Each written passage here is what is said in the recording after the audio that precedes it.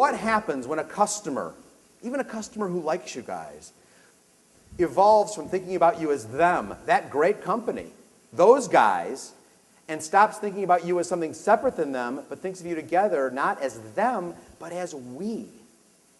When your customer, when their beliefs about you, these beliefs, remember belief and loyalty are the same thing, when their belief about you evolves to the point where you're not separate, you're not them, but you are we, think what happens. How much time does your customer spend in a given day thinking about your business or your kind of business? Very little. How much time do they spend thinking about themselves? Every waking moment. Them, they, the third person, it's pretty cold out there. When they invite you into the first person, we, it is a completely different way of thinking about things. So let's dig into the idea of what a we relationship is and how you build it and how it relates to what you do on your job. My belief is that in these days where we've got all these competitors trying to do what we're doing, and there's so much product proliferation and so many great competitors out there, relationships have become the true differentiator. Relationships are what really differentiate us in the world. Now what about, let's take my relationship with American Airlines. Anybody from American here? Sorry if you are. In my relationship with American Airlines, I flew down here last night. They give me miles. I accumulate miles that I can redeem to any destination at any time of of their choice. And then, because of this dependence I have on them, if I make a mistake and need to change a flight, they can reach in my wallet and grab $100. Wow, that's a great relationship. I'll tell you, if I came in from another planet and started working in a marketing department, I'd probably think that relationship meant database record. When we are trying to create loyalty with our customers, we relationships, what is the paradigm that guides us? What is the frame of reference? Is it the world of brute force, of powerful messages, richer offers, frequent communication, casting a large net over a target audience and hoping you catch a few? Or is it a paradigm of human relationship? Are we guided by the rules of advertising? Or are we guided by the rules that make people want to be loyal to each other? I just selected pictures of people who I thought looked like they cared for each other. They had a relationship. They like to do stuff together. Think about it.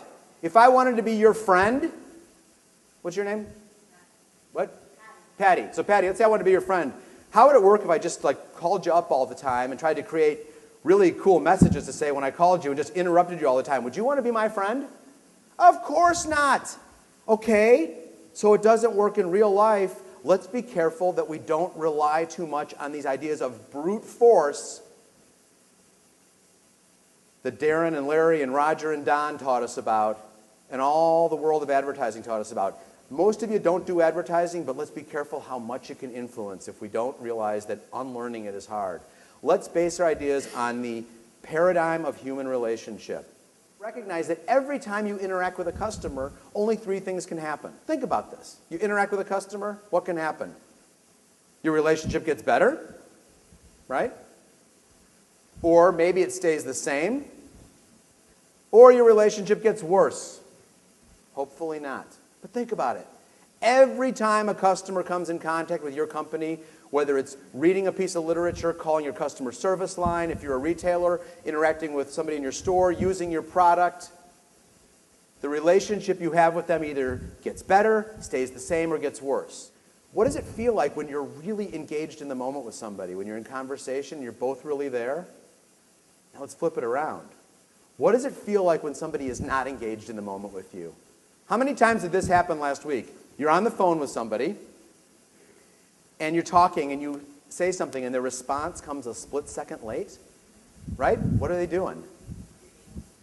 Yeah, they're on their computer, surfing the web, doing emails. Can you tell when somebody's not fully engaged in the moment with you? Can somebody tell when you're not engaged in the moment with them? Or maybe you're at a party, and you're talking to somebody, and while you're talking, they're looking over your shoulder. I'm sure that wouldn't happen to you. But, you can tell when somebody's not fully there with you. One of the great myths of our modern life is that we can multitask. Like a single processor computer, it doesn't multitask, it time slices, right? That's really what we do. We don't multitask. And if you're talking to somebody and their BlackBerry goes off and they look down at it, they are not engaged with you. If they're trying to read the email and talk to you, they're not doing either one of them.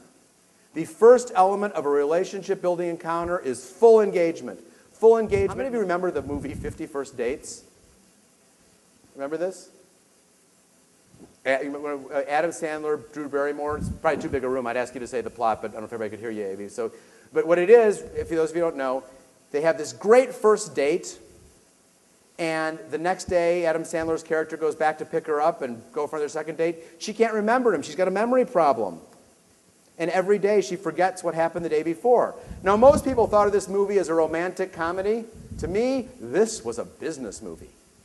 Why? Because this is what it's like to do business with most companies.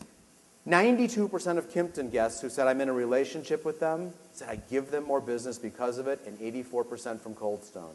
So if you need to persuade your colleagues, the CFO with the purse strings, believe me, relationships move the needle. There is so much latent profit in your existing customer base, and if you can develop relationships with those customers, you will move the needle. You will show results. Customers will believe things about you that will encourage them to act in ways that unleash that latent profit.